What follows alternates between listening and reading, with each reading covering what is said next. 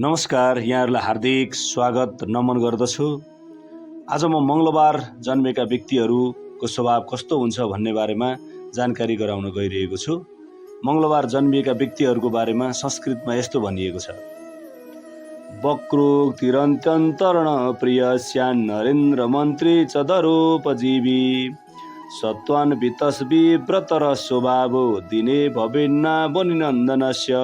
अर्थात् मङ्गलबार जन्मने व्यक्तिहरूमा साहसी हुन्छन्, रुखो बोल्ने खालका हुन्छन्, छिट्टो रिसाउँछन्, छिट्टो खुसाउँछन्, सत्वगुणी हुन्छन्, तीक्ष्ण स्वभावका हुन्छन्, युद्ध प्रिय हुन्छन्, भूमिबाट जीविका गर्ने, अत्यन्त कर्मठ स्वभावका, लगनशील, मनमा लिएको अभिलाषा जसरी पनि पूरा गरेर छाड्ने खालका, शत्रु पराजित गर्ने खालका, सच्चरित्रवाला, अत्यन्त मेधावी हुने गर्दछन्।